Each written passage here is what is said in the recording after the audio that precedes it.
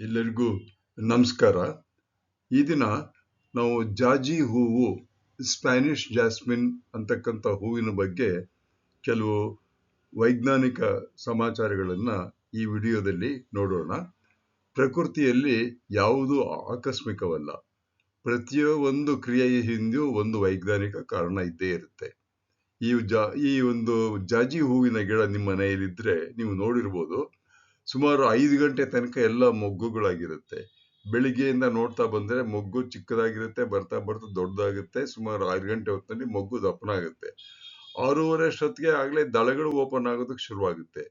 7:45 8 ಗಂಟೆ ಒಳಗಡೆ ಹೂವು ಜಾಸ್ತಿಯಾಗಿ ಅರಳಿರುತ್ತೆ. 9 ಗಂಟೆಲಿ ನೋಡಿದ್ರೆ ವಾಸನೆ ಜಾಸ್ತಿಯಾಗಿ ಎಲ್ಲಾ ಗಿಡದಲ್ಲೂ ಫುಲ್ಲು ಬಂದ್ಬಿಟ್ಟಿರುತ್ತೆ.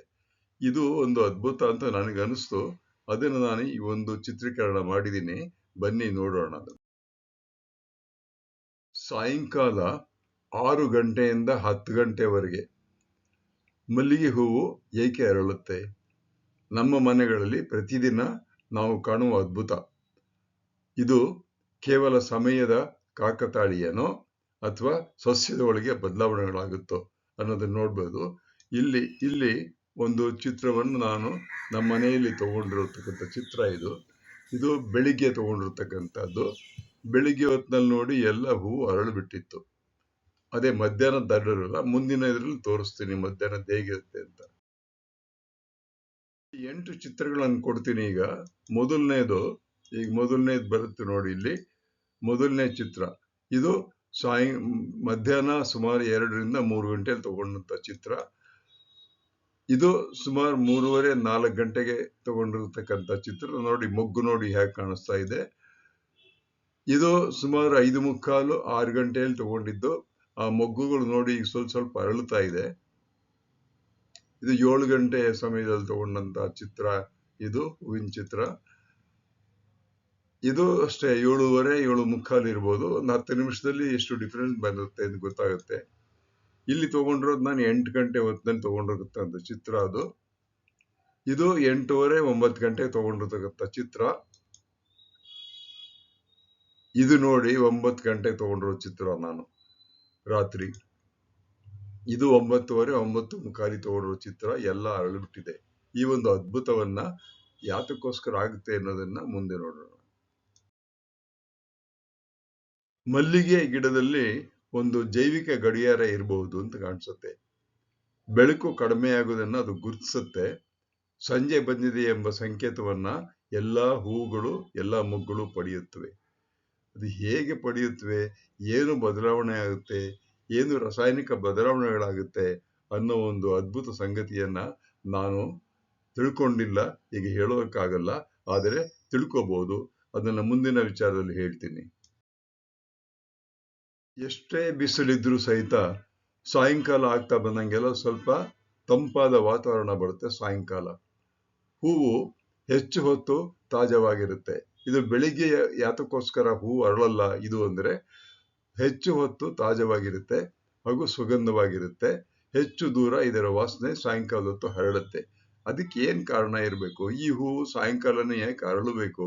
ಸೂರ್ಯಕಾಂತಿಯು ಬೆಳಿಗ್ಗೆ ಅರಳುತ್ತೆ, ಇದು ಸಾಯಂಕಾಲ ಯಾಕೆ? ನೋಡಿ ಎಷ್ಟೊಂದು ಅಪೋಸಿಷನ್. ಸೂರ್ಯಕಾಂತಿಯು ಬೆಳಿಗ್ಗೆ ಅರಳುತ್ತೆ, ಈ ಹೂವು ಸಾಯಂಕಾಲ ಅರಳುತ್ತೆ. ಇದು ಎಂತ ಅದ್ಭುತ ಅಲ್ವಾ? ನೀವ್ ಯಾವತ್ತಾದ್ರೂ ಯೋಚನೆ ಮಾಡಿದ್ರೆ ಯಾಕೆ ಈ ರೀತಿ ಆಗುತ್ತೆ ಅಂತ? ಮಕ್ಕಳಿಗೆ ಕೇಳಿದ್ದೀರಾ? ಅದೇ ವಿಜ್ಞಾನ. ಅದನ್ನ ನಾವು ಕಲಿಸ್ಬೇಕು ಮಕ್ಕಳಿಗೆ. ರಾತ್ರಿ ಹೂವು ಅರಳುದ ರಹಸ್ಯ ಏನಪ್ಪಾ ಅಂದ್ರೆ ಪರಾಗಸ್ಪರ್ಶದ ರಹಸ್ಯ. ರಾತ್ರಿ ಹೊತ್ತು ಹಾರಾಡ್ತಕ್ಕಂಥ ಪತಂಗಗಳು, ಚಿಟ್ಟೆಗಳು, ಸಣ್ಣ ಸಣ್ಣ ಕೀಟಕಗಳು, ತುಂಬಾ ಚಿಕ್ಕ ಕೀಟಗಳು ಇದ್ರ ಮೇಲೆ ಕುತ್ಕೊಳ್ಳುತ್ತೆ. ಈ ಸುಗಂಧಕ್ಕೆ ಆಕರ್ಷಣವಾಗುತ್ತೆ. ಅವು ಪರಾಗಸ್ಪರ್ಶಕ್ಕೆ ಸಹಾಯ ಮಾಡುತ್ತವೆ. ಹೀಗಾಗಿ ಸಸ್ಯದ ಸಂತಾನೋತ್ಪತ್ತಿಯನ್ನ ಯಶಸ್ವಿಯಾಗೋದಕ್ಕೋಸ್ಕರ ಈ ರೀತಿ ಆಗುತ್ತೆ.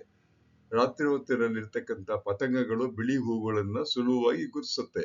ಇದು ಒಂದು ಮುಖ್ಯವಾಗಿರ್ತಕ್ಕಂಥ ಪ್ರಶ್ನೆ. ಹೂವು ಬಿಳಿ ಹೇಗಾಗುತ್ತೆ? ಬಣ್ಣ ಯಾಕಿಲ್ಲ ಈ ಹೂವಿಗೆ? ಬೇರೆ ಹೂಗಳು ಬಣ್ಣವಾಗಿರುತ್ತೆ. ರೋಸು ಕೆಂಪಿರುತ್ತೆ, ಮತ್ತೆ ಬಿಳಿ ರೋಸ್ ಇರುತ್ತೆ, ಯೆಲ್ಲೋ ರೋಸ್ ಇರುತ್ತೆ. ಬಿಳಿ ರೋಸ್ ನಾನು ನೋಡಿಲ್ಲ, ಯೆಲ್ಲೋ ರೋಸ್ ನೋಡಿದ್ದೀನಿ. ಪೆಟ್ಲ್ಸ್ ಬೇರೆ ಬಣ್ಣ ಇರುತ್ತೆ, ದಾಸವಾಳದ ಬಣ್ಣ ಬೇರೆ ಇರುತ್ತೆ. ಆದ್ರೆ ಈ ಹೂವು ಯಾತಕ್ಕೋಸ್ಕರ ಬಿಳಿಯಾಗಿರುತ್ತೆ ಅನ್ನೋದು ಮಲ್ಲಿಗೆ ಮಲ್ಲಿಗೆ ಹೂವು ಸಾಯಂಕಾಲ ಅರಳ್ತಕ್ಕಂಥದ್ದು ಒಂದು ಪ್ರಕೃತಿಯ ಅದ್ಭುತ ಯೋಜನೆ. ಆ ಸಸ್ಯದಲ್ಲಿ ಒಂದು ಕೋಶಗಳಲ್ಲಿ ಜೈವಿಕ ಗಡಿಯಾರ ಇದೆ. ಬೆಳಕಿನ ಬದಲಾವಣೆಯನ್ನು ಕಂಡುಹಿಡಿಯುತ್ತೆ, ತಂಪಾದ ವಾತಾವರಣವನ್ನು ಕಂಡುಹಿಡಿಯುತ್ತೆ. ಹೀಗಾಗಿ ಸಸ್ಯದ ಕೋಶಗಳಲ್ಲಿರ್ತಕ್ಕಂಥ ವಸ್ತುಗಳು, ಆರ್ಗನಲ್ಸ್, ಇವನ್ನೆಲ್ಲ ಕಂಡುಹಿಡಿಯುತ್ತೆ.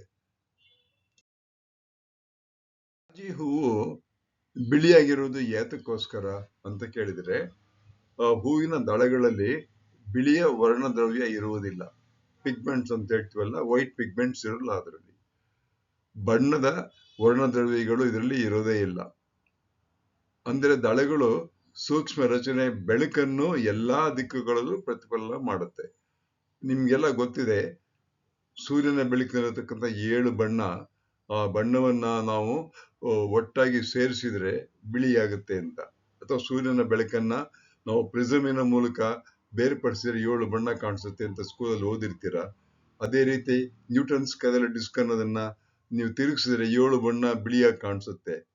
ಇದು ಹಾಗೇನೆ ಈ ಹೂವು ಎಲ್ಲಾ ಬೆಳಕನ್ನ ಅಬ್ಸರ್ವ್ ಮಾಡಿಕೊಂಡು ಬಿಳಿಯ ಬಣ್ಣವನ್ನು ಮಾತ್ರ ಇದು ಪ್ರತಿಫಲನ ಮಾಡುತ್ತೆ ಅಂತ ವಿಜ್ಞಾನವಾಗಿ ನಾವು ತಿಳ್ಕೋಬೇಕು.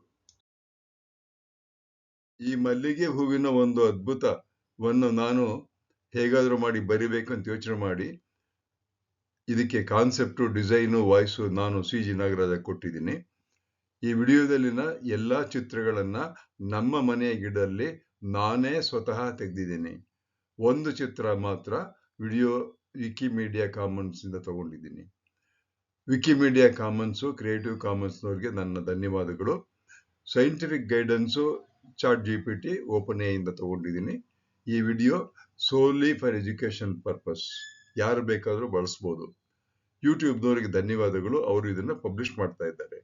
ನನ್ನ ಚಾನಲ್ಲು ಪರೀಕ್ಷೆಗೋಸ್ಕರ ಇಲ್ಲ, ಇದು ಪ್ರಕೃತಿಯನ್ನು ಅರ್ಥ ಮಾಡ್ಕೊಳ್ಳೋದಕ್ಕೋಸ್ಕರ ನಾನು ಡಿಸ್ಕಸ್ ಮಾಡ್ತಾ ಇರ್ತೀನಿ. ಸುಮಾರು 615 ವಿಡಿಯೋಗಳನ್ನು ಮಾಡಿದ್ದೀನಿ. ನಿಮಗೆ ಏನ್ ಬೇಕೋ ಅದನ್ನ ಆರಿಸ್ಕೋಬಹುದು. ನನ್ನ ಚಾನಲ್ಲು ಯೂಟ್ಯೂಬ್ನಲ್ಲಿ @ನಾಗರಾಜ ಚಿತ್ರದುರ್ಗ 1938 ಅಂತ ಕೊಂಡ್ರೆ ಓಪನ್ ಆಗುತ್ತೆ. ಎಲ್ಲರಿಗೂ ಒಳ್ಳೇದಾಗಲಿ. ನೀವು ನೋಡಿ ಪ್ರಕೃತಿಯ ಅದ್ಭುತವನ್ನ ಬೇರೆಯವರಿಗೆ ಪ್ರಶ್ನೆ ಮಾಡಿ, ಅವರಿಗೆ ಓದೋದಕ್ಕೆ ಹೇಳಿ, ಕಲ್ತ್ಕೊಳ್ಳೋಕೆ ಹೇಳಿ ಮಕ್ಕಳಿಗೆ.